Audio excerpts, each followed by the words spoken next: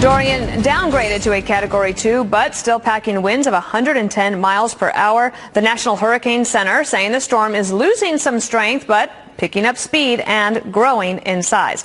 We have Fox team coverage. Jeff Paul is in Cocoa Beach, Florida. Rick Leventhal is in Jacksonville. And Rick Reichmuth is here tracking Dorian's path. But let's begin with Griff Jenkins in Port St. Lucie. Griff, what are you seeing and how are you doing? I've been seeing you get pummeled by waves all day. Well, Dana, we're getting pummeled by, this is the Indian River here, the Intercoastal Way, and I just want to show you, as you look out here in the distance, you can see one of the many barrier islands. In this case, that barrier island is Hutchinson Island. In this storm surge, these waves, you're coming across this seawall that we've been showing people today, is the storm surge. It's expected to be 4 to 7 feet here, is coming across because of Dorian, and it is 115 or so miles, maybe a little less now, but not much. And the outer bands come in squalls. They've been coming all morning long, and they're going to continue most of the afternoon. But that barrier island there brings us all sorts of situations where it is low-lying and there is flooding. You can see the flooding here.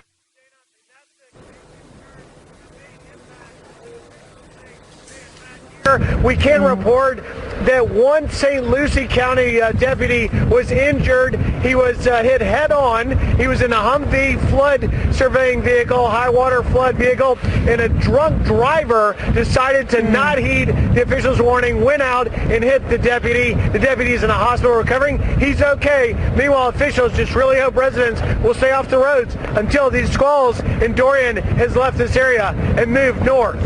Good advice indeed. Thank you, Griff Jenkins. Now let's head about 75 miles north. It's in Cocoa Beach, Florida. That's where folks are bracing for damaging and very dangerous conditions. Jeff Paul is live there in Cocoa Beach. Jeff?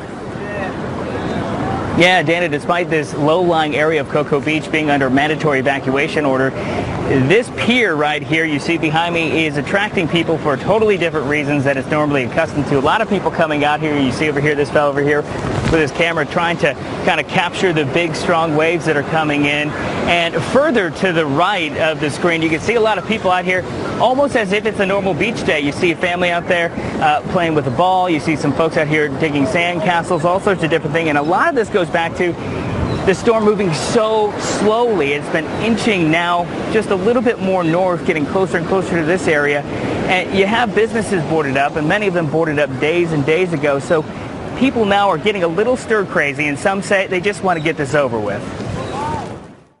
So annoying. I'm really upset because my husband's out of work until everything settles down. The entire county is shut off. That's very frustrating. Now, what is uncertain is how the hurricane could impact Cocoa Beach and other coastal communities in Central Florida. That's why we're seeing a lot of utility trucks staged throughout the area, just getting in place in case some of these strong gusts of winds that we're expecting knock out any power. They can get out there and restore that power as quickly as possible. The biggest impact that we're expecting tonight would be later on in the evening. Forecasters are saying we could have 3 to 5 foot storm surge out here. We're going to expect heavy rains and even stronger wind gusts. Dana? All right, Jeff Paul in Cocoa Beach, thank you. Now, let's head over to Jacksonville, where residents remain on high alert despite Hurricane Dorian's shift to the east. And, of course, as what Jeff Paul was just saying, people kind of getting frustrated and maybe a little stir crazy. Rick Leventhal is there. Rick, how are the winds there where you are? It's blustery, Dana, and we're told that we could get pretty strong winds tonight and then throughout the day tomorrow. The tide is a couple of feet above normal in this area as well.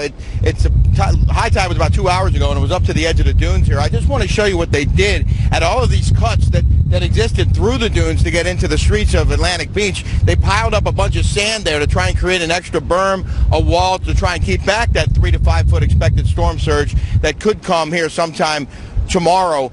We do know that there has been a lot of activity by the Coast Guard to try and help out with those folks down in the Bahamas that were so devastated by this storm. A Coast Guard MH-60 Jayhawk has been conducting medical evacuations in support of Bahamian officials down there. The Bahamians leading the search and rescue operations, but the Coast Guard helping out. And here in Jacksonville, it's Port Condition Zulu. The Jacksonville Coast Guard tying down its ships, concerned about winds potentially between 39 and 54 miles per hour, and they say that people should stay off the water because their ability to effect rescues degrades as the storm conditions strengthen, Dana. Also, a few airports closed, including Orlando International, which is shutting down tonight, and Palm Beach International, which was supposed to resume operations, apparently is not going to just yet. Not yet, right. And also, tell me a little bit about the special needs people, the elderly, and how important it is for them to heed the evacuations.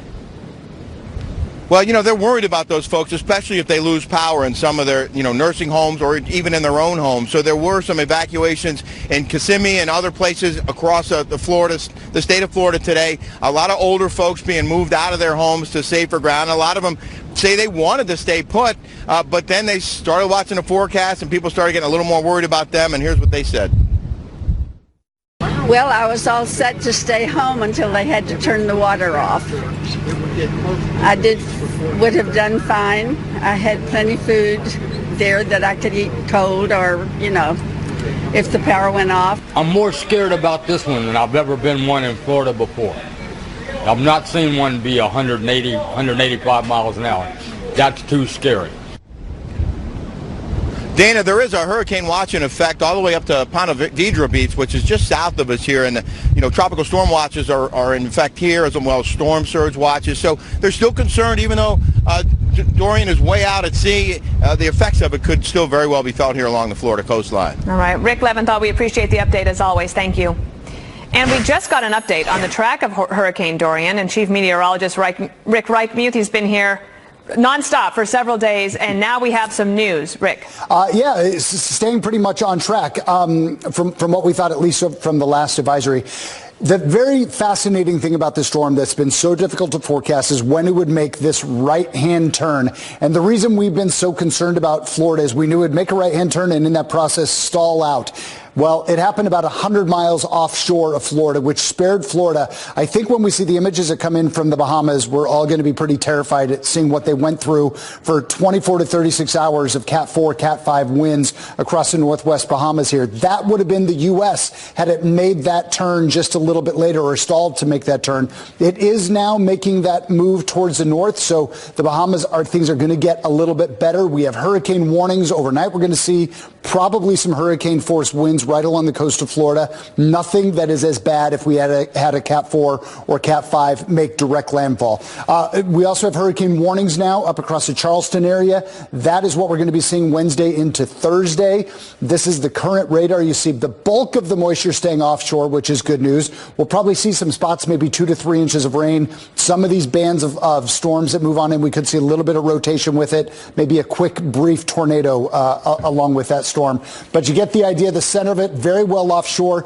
This is how we now know the forecast. You see that little brown color? That's a dip in the jet stream that is going to pull the storm up towards the north. The difficulty was forecasting that when all of that energy was way back across the Pacific Ocean. Now we know exactly where it is. We have a very good sense of what the track is, that it will for sure stay off the coast of Florida, for sure stay off the coast of Georgia, but we know we will also see probably a little bit more interaction from this across areas of South Carolina and North Carolina. That's where it'll be closest, and that's going to be Wednesday night into Thursday evening. We could be looking at a landfall of the storm somewhere probably around the North Carolina area. Dana?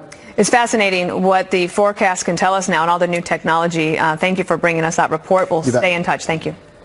And we will go live to Vero Beach, as Rick Leventhal was just talking about. That'll be next. And we will talk to the mayor about what he says could be a major problem. He calls it cabin fever. Plus, big news out of Walmart as the store makes a major announcement about ammunition sales and their open carry policy.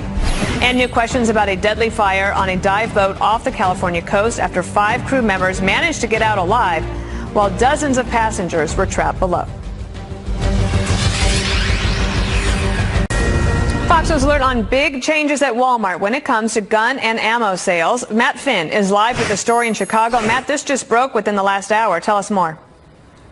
Yeah, Dana, Walmart CEO Doug McMillon just announcing in a letter to associates that the big box store will end all the sales of handguns in Alaska and discontinue the sale of short-barreled rifles and handgun ammunition nationwide. The store says it will now shift its focus towards deer rifles and shotguns. In a letter to associates, Walmart CEO writes today, quote, "A month ago in El Paso, Texas, a gunman with an assault-style rifle launched a hate-filled attack in our store, shooting 48 people, resulting in the loss of 22 innocent lives. Just a few days prior, 2 of our associates were killed by another associate in our own store in South Haven, Mississippi. As a company, we experienced 2 horrific events in 1 week, and we will never be the same. Our remaining assortment will be even more focused on the needs of hunting and sports shooting enthusiasts."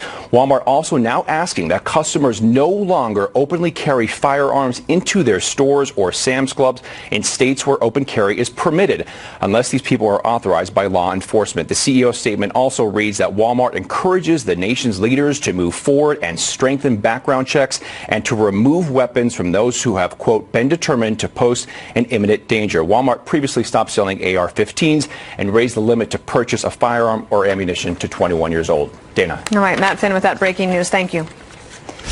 Hurricane Dorian inching closer to the U.S. mainland with its outer bands now hitting Florida, and the storm has been downgraded to a Category 2. However, emergency officials warning the danger is far from over. Joining me now is the mayor of Vero Beach. This is Val Zudans. It's great to have you here. I know that you're very busy.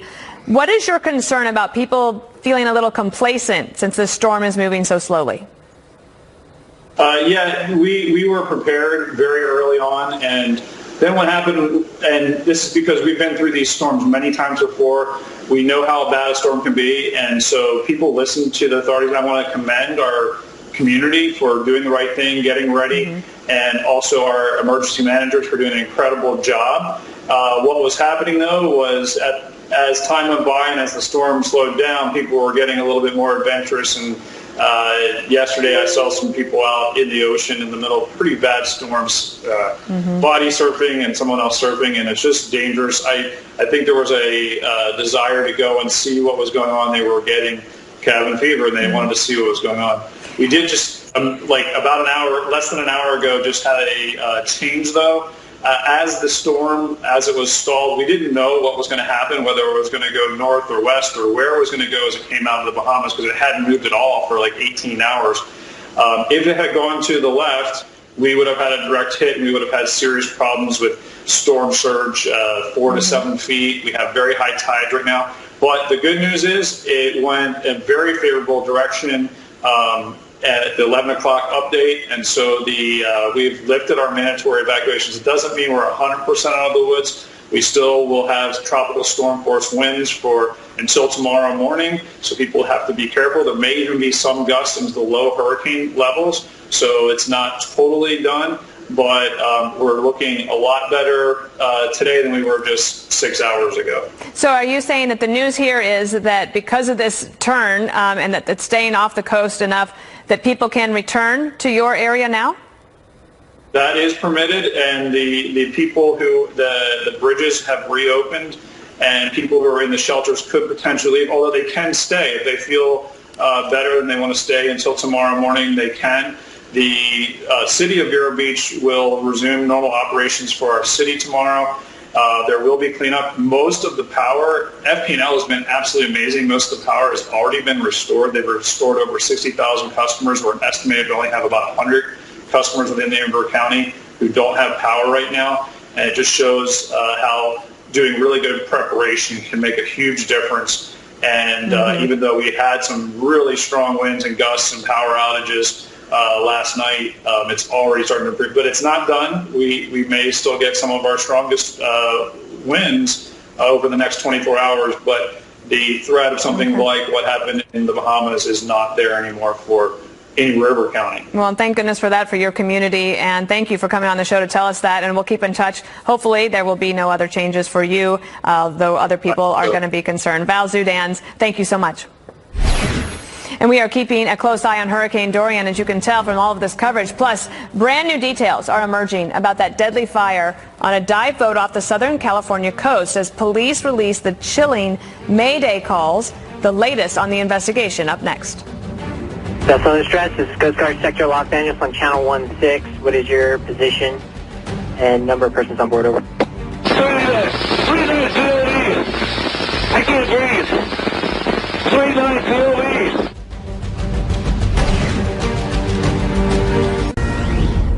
As of 9:40 a.m. this morning, Coast Guard has suspended search efforts pending further development.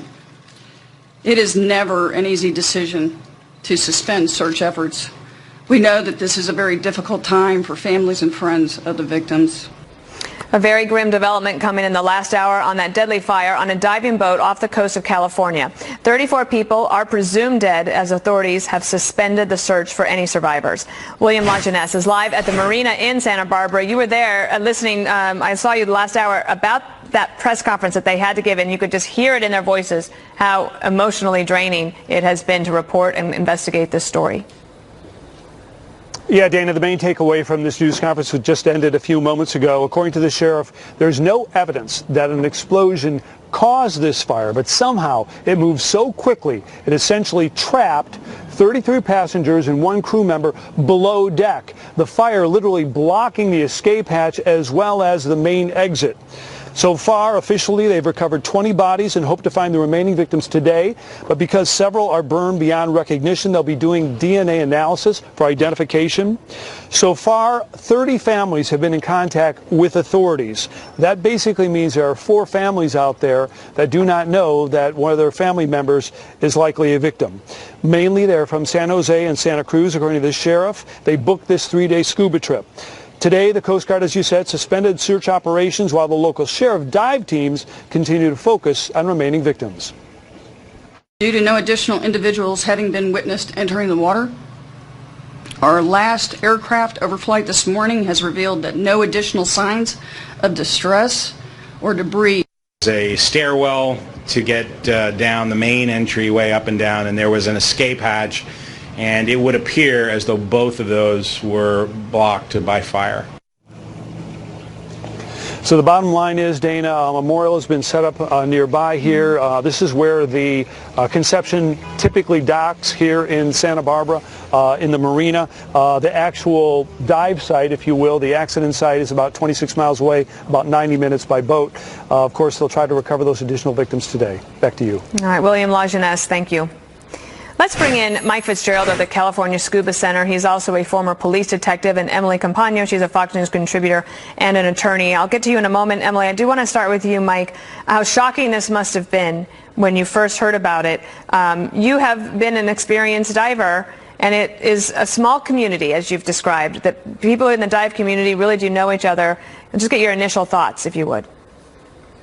Well, initially, when I saw the news report when I woke up in the morning, it was just really heartbreaking, shocking. Immediately, you start looking to try to identify what the boat is and what organization it belongs to, which is what I started doing, and trying to figure it out, because you start immediately trying to figure out, who do you know that's on board? Are your friends out there? From where we are located, that's one of our, most common destinations for scuba diving is to go into Santa Barbara or Ventura and take the boats out to the Channel Islands. So, it's with a heavy heart you start doing the search, trying to find your friends and make sure everyone's okay. If I could ask you one other thing about this idea. William Lajeunesse just mentioned it. There's a report of something about a locked door claim, but the police now saying that it doesn't sound like there was like a lock on it, but maybe more that it was blocked by fire? Well, that's what I agree with that. I've been on many of these boats. I've been on all the boats that are owned by Truth Aquatics, which owns the Conception. And when these boats are out on the sea, especially, it's all wide open. You can walk from the main deck into the galley and down the stairs. The only doors that I know of that are have the ability to be secured while we're at sea are the ones that go into the restrooms, and that's it. Other than that, everything else is wide open. You can freely move around the boat as needed. And Emily, the people who work on the boats apparently go through an intense amount of training. Oh, I'm sure, absolutely. And look, first of all, my condolences, obviously, to everyone affected by this horrible tragedy. And in terms of, the legal consequences and what we're kind of looking at moving forward, federal statutes they're really largely silent on what the crew has to do. But handbooks and case law are pretty clear, and it's all about the reasonable efforts, right? Something short of, unless there's incompetence or misconduct or negligence in some way, then really it's about doing everything that you can to save lives or save the cargo. And from what we know thus far, it seems like it was so fast. It was just really impossible for this crew to do anything other than jump off and seek help. Obviously, we will learn more as the investigation is uncovered. And based on your investigative background, Mike, what would you be looking for at this point? We have the divers that are going down, obviously trying to recover the bodies. That's the most important thing. But then when you're trying to find out, pinpoint what happened so that it can hopefully be prevented from happening again, what would you look for? Well, that's the thing here. The unknown is we don't know what started this whole thing. I mean, the boat's an older boat. I think it was commissioned in 1985, and it's a wooden boat. So you're floating on a fuel source. But there's other things that come into factor. You have oxygen tanks on there for the first aid. They have generators. They have propane on board. So I would my first and foremost idea would be to look for the ignition source and to find out what started this whole thing to happen. And to go right along with what you were talking about with the training, it's been my experience on all the boats that I've been on. All the crew is very well trained. First aid, they're all divers. Most of them are even dive masters. It's very uncommon to find any of these boats that don't have an experienced crew that are put through the testing process and training process throughout the year, because this is their livelihood. This is what they do. So, Emily, what about, last question to you, who takes over from here in terms of after the investigation is done? Is that the local authorities, or does it go to the state or even federal? Right, it would be state or federal, and I think it depends on what the origin and source of the fire ultimately, what it becomes diagnosed by. At the moment, there is a tremendous concerted and multi-agency effort going forward simply for salvage, for identification of the victims, and moving forward, depending again on the origin and source, that's when we'll know whether it's state or federal. Likely federal, because a lot of laws cover it. And I want to point out, last potential analogy, we lost 36 people in the ghost ship warehouse fire in Oakland. That because of the height of negligence there, it was so reckless, it became criminal. Here, really, hopefully, this is just an unfortunately tragic circumstance. But depending on what we have moving forward, it might be anything from, just simple negligence to larger things. Thank you. Okay. Mike Fitzgerald and Emily Campagno, thank you for your expertise. We appreciate it. A humanitarian crisis unfolding in the Bahamas as officials assess the devastation from Hurricane Dorian. And the storm is growing in size as it moves along the Florida coast. Bill Hemmer is live in Atlantic Beach, Florida. Bill? Dana, good afternoon to you. In a moment here, we are waiting for tropical force winds that will top at around 35, 45 miles an hour, but we're several hours from getting that. The news of the moment, the storm's moving at 5 miles an hour, Dana. For a storm this size, that's significant. It's given a little bit of relief to the folks in the Bahamas, and it's getting folks in the southeastern U.S. an idea about where Dorian is headed. So we will have that for you live in Atlantic Beach when we continue. Force winds are battering the Florida coast as dangerous Hurricane Dorian inches north after pounding the Bahamas. Ellison Barber is live in Jupiter Beach, Florida. Ellison. Maybe Ellison can hear. Ellison, can you hear us? Certainly. Looks like she cannot hear us. That's Ellison Barber. We will try to get back to her at Jupiter. Nope, she's not able to hear us. Okay, we will move on then. Thousands of National Guard and active duty forces now stand at the ready to assist in Hurricane Dorian relief efforts. For more on FEMA's preparations, I'm joined now by Peter Gaynor. He's Deputy Administrator of FEMA. Peter, can you hear me? I can, Dana. Can you hear me? I absolutely can. We had a hard time with Ellison Barber's audio, but glad to have you on the phone with us. I know that you're extremely busy. The storm is covering such a wide area of possible need for FEMA. How do you feel about the preparation as it stands right now?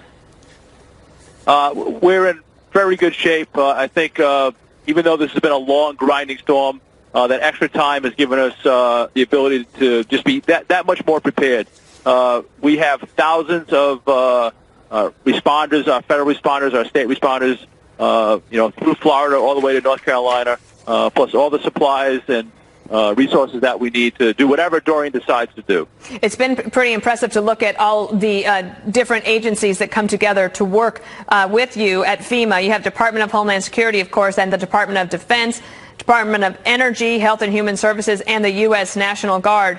As you look at this right now and you're getting this update, for example, in Vero Beach, they are lifting the evacuation order. People are allowed to come in, even though they said that you can stay in the shelters for a while. Are you concerned that people might get a little complacent, even though the storm has a long way to go? Well, the first thing I would say is make sure that you are dialed into your local public safety officials, your local emergency managers. They know best whether to evacuate, shelter in place, or give the all clear. You got to get tuned into that. The storm probably has a more positive track, a little bit offshore. But even with that, the wind field has expanded. So we're concerned with wind and surge as it makes its way up the east coast of Florida into Georgia and the Carolinas. It does make it harder to plan when it moves so slowly, and it was just stuck over the Bahamas for so long. The anticipation probably getting a little bit nerve-wracking there for you. A little bit. Well, I think we're in day 11 right now, but we are focused on making sure that we are ready to respond. And not only the federal side of this, but really all our partners from the state and the local, locally executed, state-managed, and federally supported, to include citizens. And citizens are probably the most important part of any response to a disaster like Dorian and hurricane. Preparation is key, and we encourage all citizens that are at risk of Dorian to make sure they're properly prepared and aware of what Dorian could do. Well, it looks like everybody is properly prepared, and the FEMA, of course, being the all-important agency that pulls everybody together. Peter Gaynor, thank you. You're welcome. Have a good day. Emergency officials in Florida warning that life-threatening, if not deadly, conditions are expected at beaches in the northeastern part of the state as Hurricane Dorian inches closer. Bill Hemmer, you are live at Atlantic Beach. And Bill, I was just talking to the FEMA deputy director and just how nerve-wracking it is to wait for so long to find out what Dorian is going to do. No question. I think really that's the story of the moment, Dana. We've been watching this storm just be stationary for so long. Then at daybreak today, it was moving at 1 mile per hour. At 11 a.m., it was 2 miles per hour. It's 5 miles per hour at the moment, which is 2.5 times the speed that it was traveling before. And you think about a storm that size, I think the effect of that is twofold. One, it's on the people in the Bahamas who are finally getting some relief as the storm pulls away.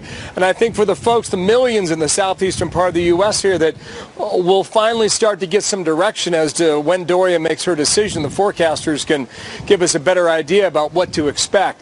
Dana, I know you love the ocean, and so do I. And where we are in Atlantic Beach, about 5 miles east of Jacksonville, Florida, this is just a spectacular day to be on the surf.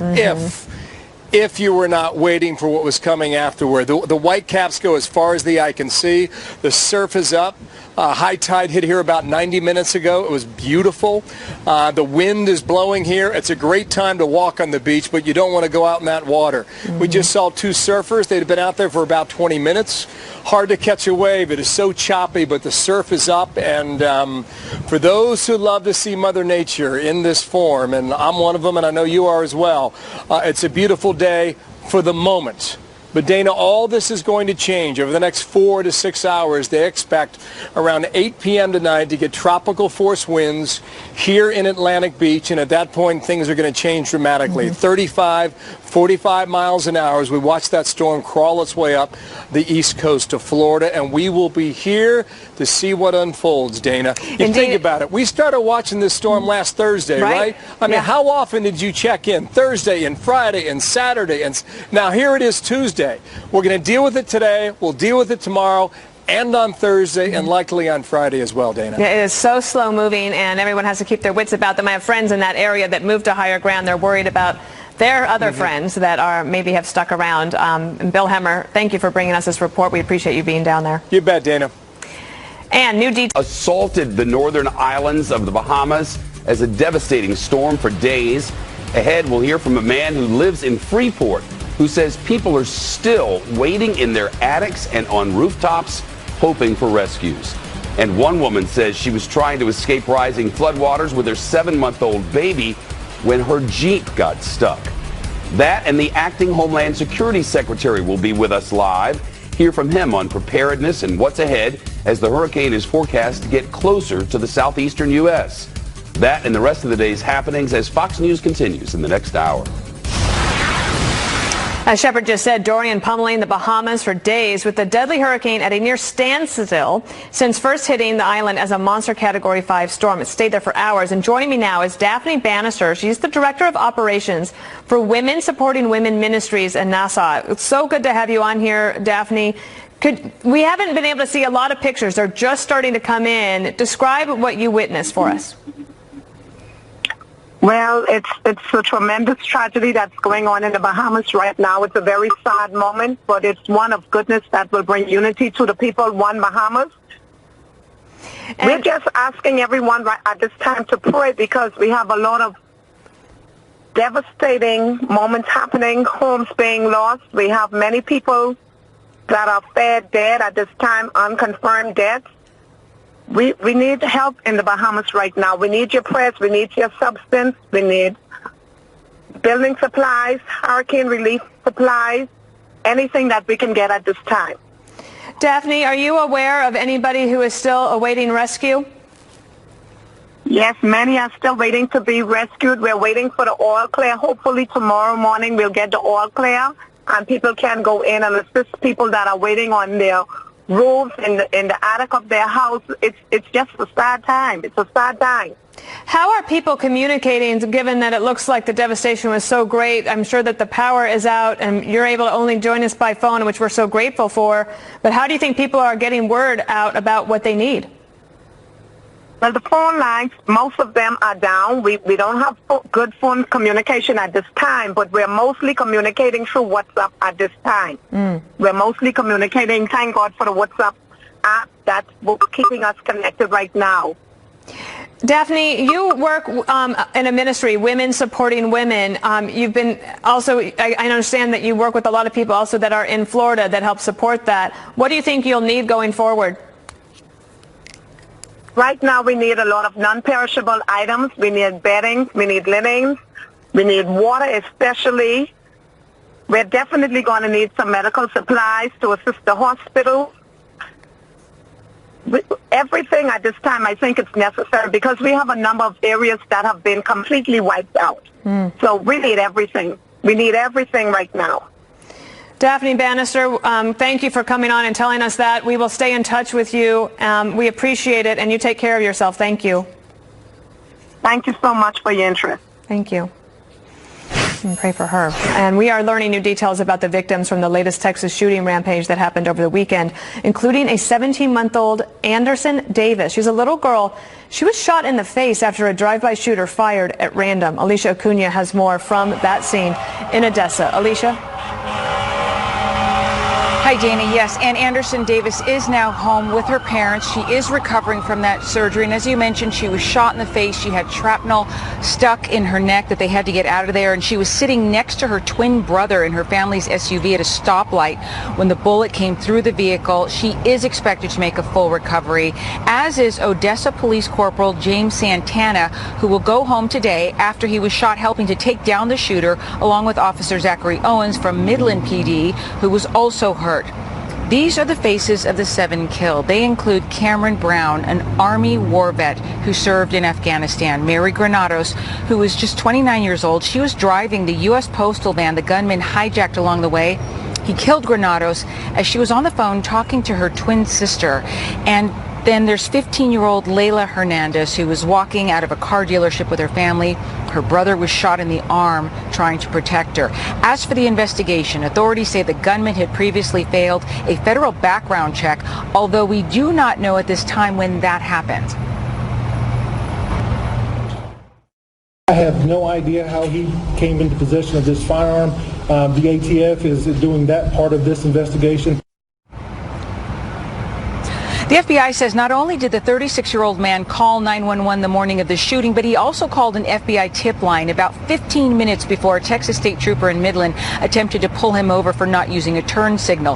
He shot and injured Trooper Chuck Pryor, then drove off, eventually ending up 20 miles away here in Odessa, where he continued his rampage. And Dana, the city of Odessa is asking all of its employees tomorrow to wear yellow as a show of support and hope for this entire community and the victims of this tragedy. So Dana. horrible. All right, Alicia Acuna, thank you. Federal officials are keeping a close eye on the Waffle House Index. Yes, you heard that right, the Waffle House Index. Our next guest will explain what that is and what it means for those in the path of Hurricane Dorian. We'll have the power, we'll have the food, we'll have the generators, we'll have the fuel.